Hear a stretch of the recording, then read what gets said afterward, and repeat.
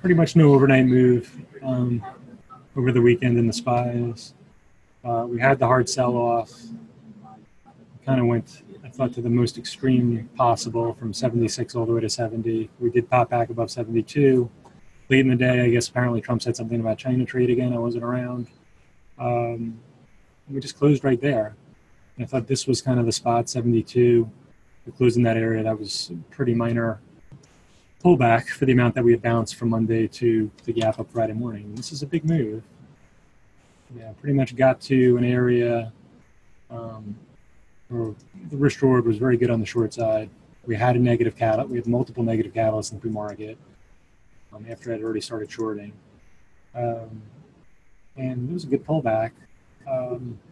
Just want to kind of see it hang out, at least up inside of this range here.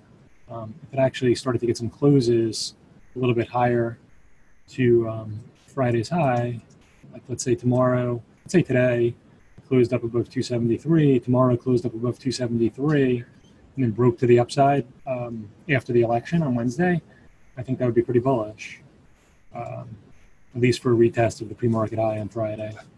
So bigger picture, as I mentioned, I think late last week, I think probably some people are thinking, hey, maybe we can get to here.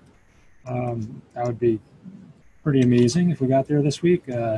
Big move off of the low.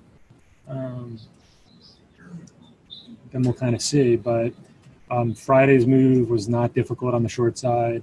You were around to try to get long into 270. Even tried at 271.5, 272 here. It was fine. But that in terms of, this big of a run, gapping higher, and then a negative catalyst. The first one being Trump's chief economic advisor saying, we don't have a plan with China. I don't know what that's about. And the other one being very strong wage growth in the jobs number, which we know always is people are going to view first as pressuring corporate earnings. And, people are going to short into that. They're going to sell on both of those, generally speaking, on those news items. And if you have two negative catalysts after a run up, that's a good risk reward on the short side, as opposed to if those negative catalysts had happened down here, maybe we'd be looking at that putting in a short-term bottom. So it's always understanding the context of when the catalyst comes out, how people are positioned, and then you have a better probability of things working.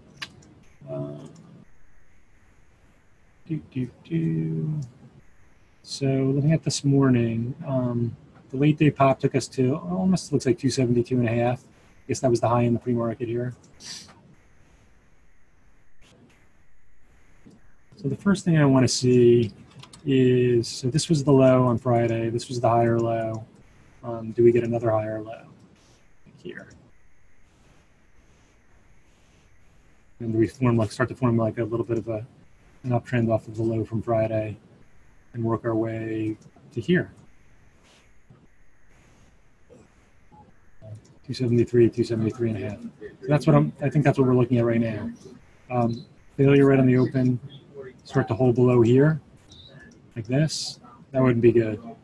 And we'd look for a retest of Friday's low. Be prepared for either thing. I don't really have a strong view on which one's going to happen, but just ready. Qs. So we had, I think, 169.5. We were looking at. It did hold there on the open. Went through. It actually came through. Looks like Wednesday's support twice. I guess the weakness in Apple wasn't helping.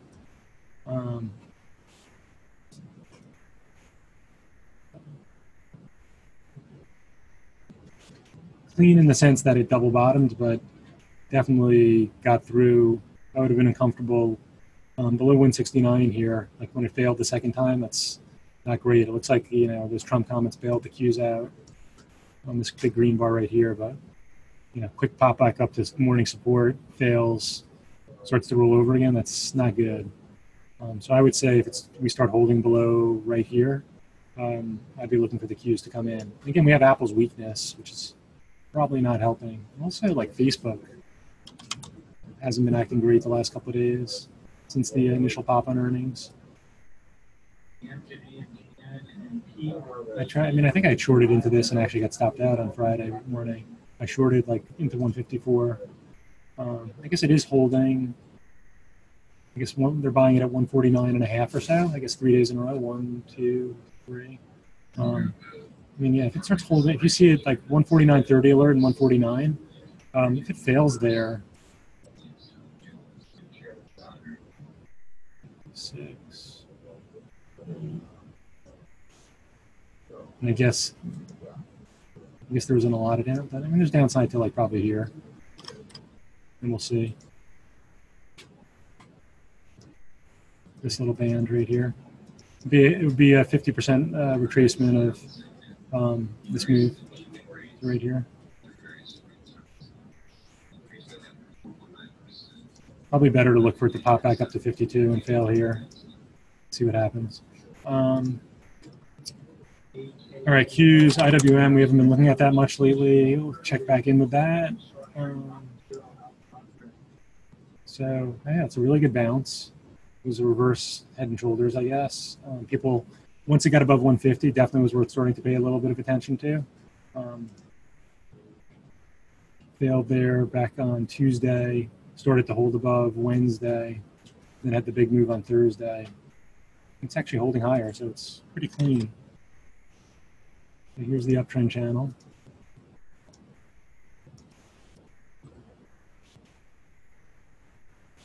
Yeah, I guess the next thing is, can it close above this 155? It bounced initially on the down move from 152 all the way to 158.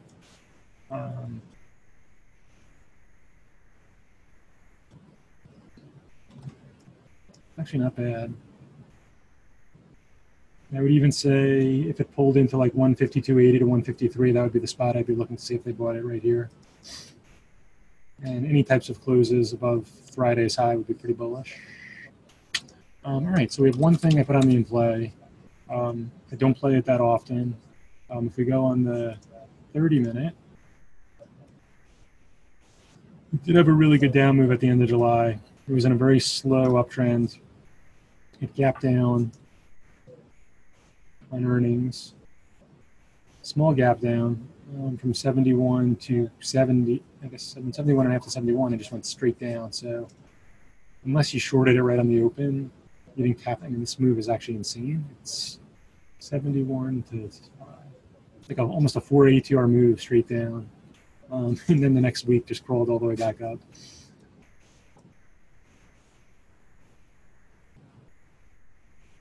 So it looks like you basically have to jump in right on the open on it.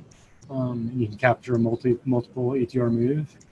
So looking at it this morning, that's going to be probably, I don't think it's having a multiple ATR move to the downside from here. So it would be like you'd be looking to capture a move like that.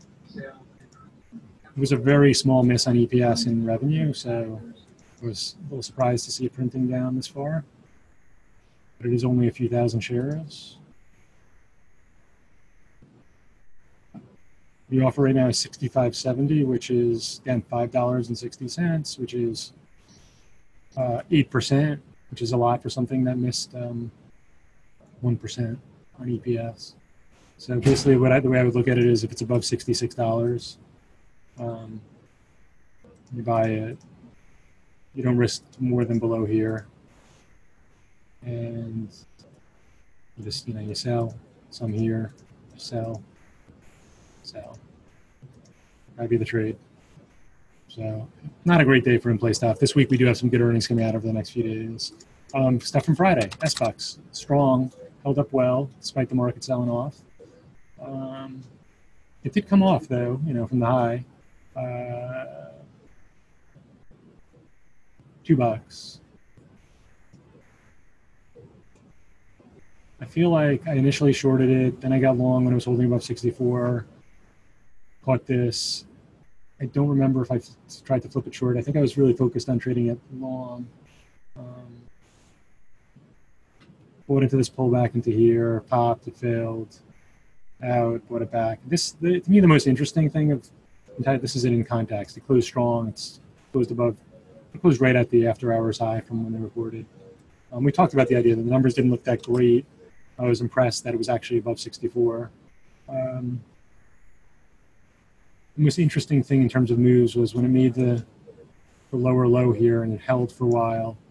and then the buyers stepped up to here. That to me was the most interesting. Any type of tight consolidation, breaking out of kind of this downtrend and then a break to the upside, this is a pretty good buy signal right there. It failed into 65. So looking at it today, I would say 63, what do I have in there? 63 and a half. It's 63.80 and 63.50. But this is where the buyer stepped up to in the afternoon, where he stepped up to 64.20 where it closed at. So any type of buying into here, and you want to see it get back above probably 64 and a half. If this actually fails on the open, comes in like this, and it does that, and then you. So in case people decided, what I was thinking initially was the numbers weren't that good, and comes right back to where it started from. But the first thing to look for is for a support where it was accumulated on Friday afternoon. Apple. So Apple's going lower. The opening drive was strong enough, definitely, to get you to think twice about shorting it right on the open. But it did get its reversal in the first 20 minutes. We like to generally, first 15, 20 minutes, we want to wait and see how things shake out. So if you get an opening drive like this, by 10 o'clock, it's got to still be holding up like us, let's say above 212 to be bullish on it. By 10 o'clock, it was actually all the way back down at 209. So basically came off $4+ very quickly, then consolidated. We talked about it a little bit in the weekend review, which you guys can watch the link to, but basically once it started to kind of hold below 210, we wanted to be focused on short, and then it just basically started to hold below 208 for a couple hours. And you didn't really know which way it was going to go, but it was supporting 207. It was being sold at 208. It failed on the open, and if it broke to the downside, maybe it would go to down to this area here, which I don't know if it did actually do, at 230. So it went down to the after hours low, and now we're gapping below that. So this is pretty bearish price action on Friday. It's gapping down again today. The first thing you're going to look for is, does it pop up and fail into this? Anywhere in here. Seller is still in control. Work its way down to 200, and then I think worst case is probably closer to 190 over the next, let's say, month. It'll be interesting when they start buying their shares back, because they buy back a ton of shares. You can't buy shares back right after you report earnings. There's a little bit of a quiet period, but certainly a move down to here at least before they can start buying back their shares. Here's kind of the downtrend. Here was the uptrend after last quarter. It gapped above 195. Next morning was above 200, and then had a strong move to here. If it's holding below here, this like 206 and a half, 207, it's people are thinking short, sell.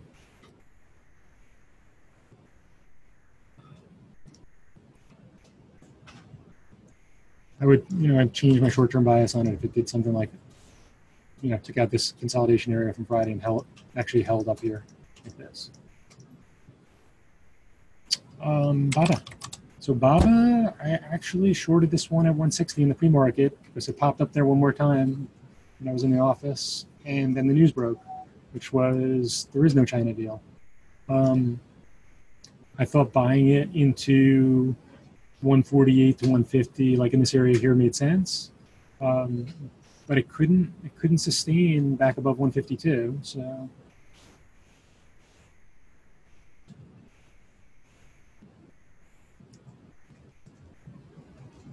in fact, I think I covered, flipped, got long, right, and sold it into this pop or something. So it got up to this kind of like pre-market resistance. It was actually 154, and then it sold off hard. Did make a higher low here, so I'm sure people are looking at this thinking higher low. If it gets back to 150, maybe it'll go back up to here. But it didn't. It made a lower high also.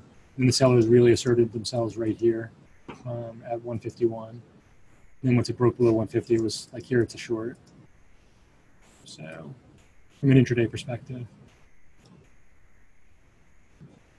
And the buyers came back, I guess, at the morning low. Actually, it was below. So let's see where we are this morning on it. It's gapping, and it's kind of like Apple's chart. It's gapping down this morning, We know with BABA, they always flush it on the open, so maybe it'll flush like another dollar or two right on the open to 42. I don't know, that's a stretch. Maybe like 43 in here. And I would definitely buy it on the open on a flush to here. See if it pops back up. From a bigger picture perspective, I would actually love to see it come back into, you know, in this area here, spend a few days between 140 and 144, and just then see it break back to the upside again.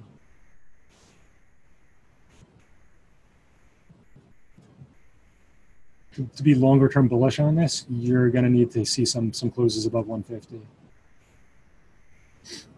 And then VXX, which could be working its way back down to 32. Let's see. So there was like one chance to get in at a really favorable price on Friday. It was, so Wednesday and Thursday resistance.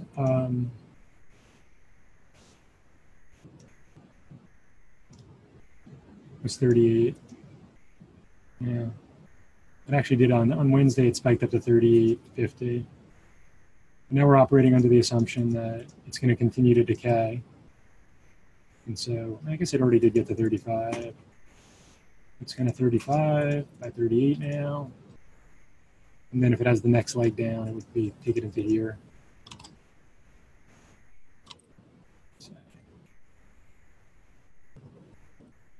It's holding kind of this downtrend. So what would that be for today? Lower that down to like 37.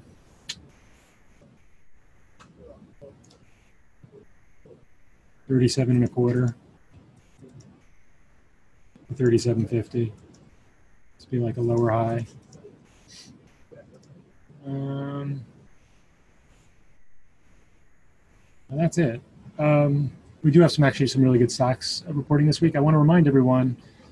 So we have in the United States elections tomorrow. The probabilities in terms of what's going to happen are pretty high, and for both House of Representatives and Senate, Republican Senate, Democrats House. That's probably how the market is looking at it right now. So we want to keep that in mind if a different result happens Tuesday night. But also remember, because we've had the big move in the market already, in the nice pullback on Friday, the most highest probability thing would be for us to not break down, to not go back up to the highs, to kind of just settle in a range, and then on Wednesday kind of break one side or the other. So so think about that as you're like kind of fading in either direction, that it really could stay between like 273.5 and 269.5 today and tomorrow, and then then have some sort of break, or even like have a bigger range today, a tighter range tomorrow, and then a break on Wednesday, something like that.